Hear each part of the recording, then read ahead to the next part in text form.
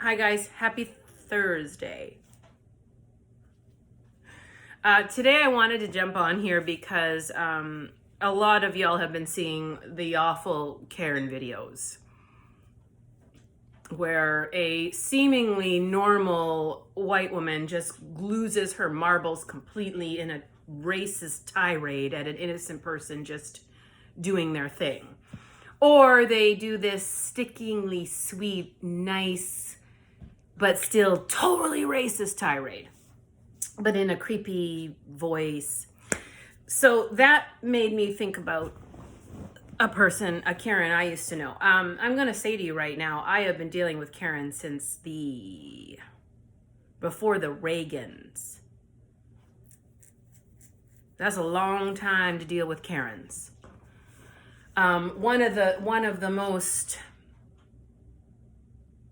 One of the Karens that haunts me to this day, that I often wonder what I would do if I ever saw again, is a Karen that lived, we had bays growing up. So this was my bay and this was their bay. So she was on this bay and I was a child. And at that time, I walked to school on my own. My mom had to work.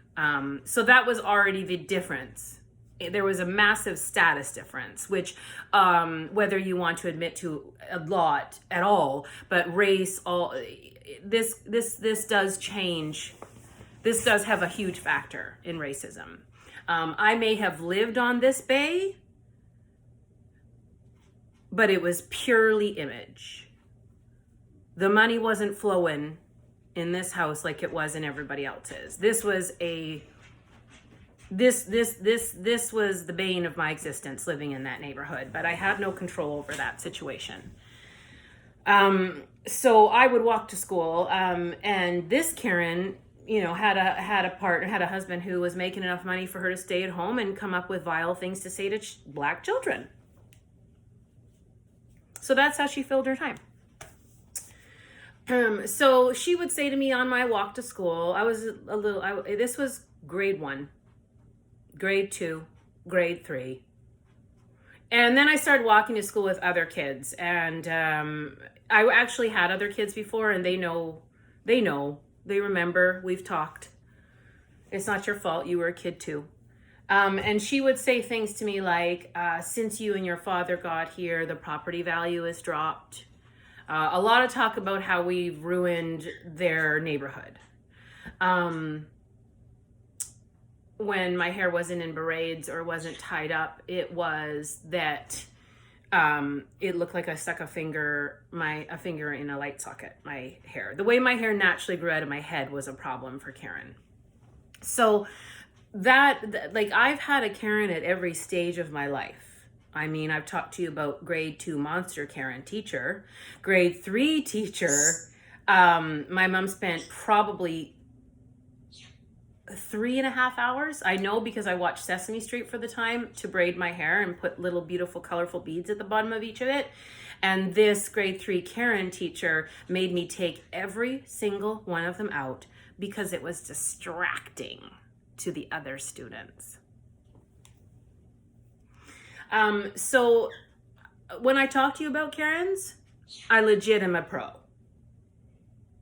I've been maneuvering my way around Karens since I was knee-high to a grasshopper. So the Karens that you're seeing right now, they're just getting filmed. What I would have done for an iPhone in 1979, I gotta say. Would have nipped that monster in the bud.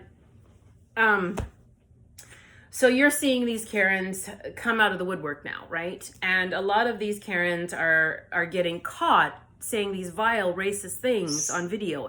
And I know a lot of people are out there going, why would you sacrifice so much to get your hate out there? And I'm going to explain why. I'm not a psychiatrist, but I know Karens. Here's why. First, I'll give you an example of Karen in society.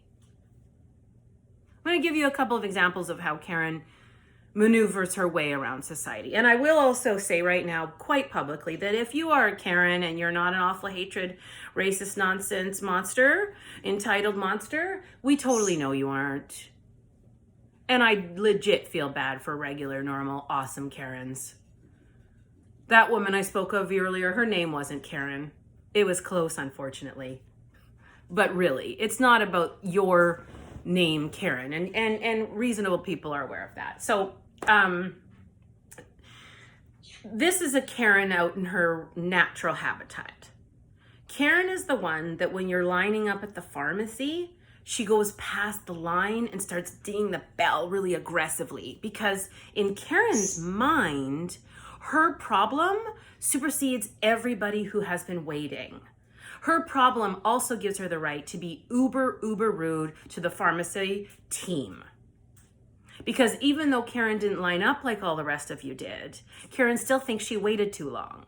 So even though parking was very traumatic for Karen, even though she probably took a parking spot that was for someone else, you know what I'm saying, she had to do that. And then she had to walk inside the store. And that's just too much for Karen. Karen is the one at the restaurant that makes your waitstaff rethink whether or not they should live. She is so awful to them about every single unreasonable thing that her order requires, that it should make every other party in her group feel so uncomfortable. That's Karen. Karen is the one that thinks that the Black Lives Matter movement means that the Black lives are going to come into her uber rich, beautiful house and take away her gold-plated clawfoot tub. She's unreasonable and ridiculous. Karen doesn't know the definition of social justice. She has no interest in finding out what it actually is. Karen was uber upset when Colin kneeled. She legit took it physically and mentally personally. Some Karens don't believe there actually is a COVID-19. Am I painting a picture of Karen? Karen lives in rose-colored land. La la la la. She's never faced a problem. 9.5 times out of 10, she's an entitled, privileged white woman, right? I'm not saying that 9 times out of 10 she is. It's just science. It's just reality. Karen's the type of person that goes to the sit-by-her pool to tan. Yet Karen hates the mere fact of brown and black skin on brown and black people, but it's okay for Karen to put some color in those cheeks. Karen doesn't see how ridiculous that actually is when you say it out loud, right? What do all these examples of Karen have? How do they all go together? What's the end result of all of them? Karen is uber selfish. Karen is a narcissist. Karen is willing to risk her job in order to make sure you understand how upset she is that you are getting out of your lane, that you are having the nerve to stand up for what's right, that you believe in social justice, and you're going to ram it down her throat just by existing, making a poster, writing in chalk on Black Lives Matter at the neighbors. That bugs Karen. Karen doesn't want any of that. That's Karen. Y'all looking at these Karens. Karen didn't think she was going to get fired because Karen doesn't think about anything but her little rose-colored bubble. Karen legit thinks that she 100% is correct. So she never would think about it.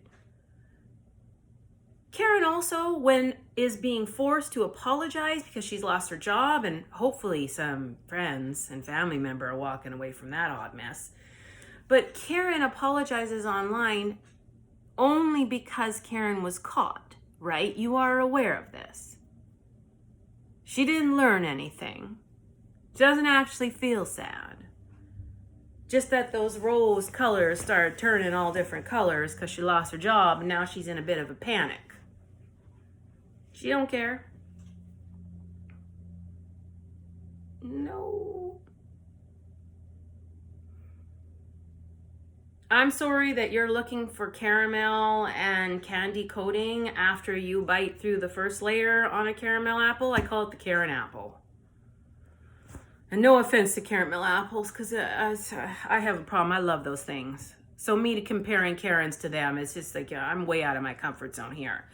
But a Karen apple, it looks like it's just a normal functioning being in society. It's done up well, looks nice, looks super sweet, delicious.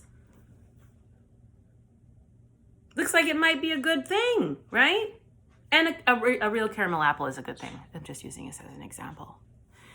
But when you bite into it and you keep biting into it, and if you don't already know, the reality of that Karen apple is that you're done after that sweet facade. There's nothing else but real sour Granny Smiths happening.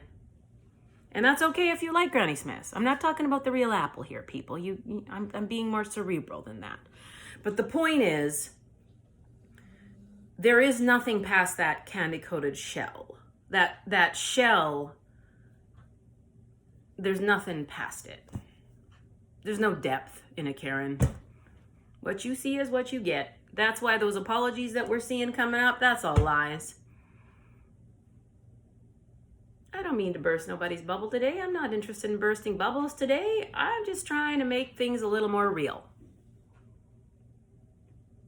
How much do you want to bet Karen, and you all know I was going to bring this up, how much do you want to bet Karen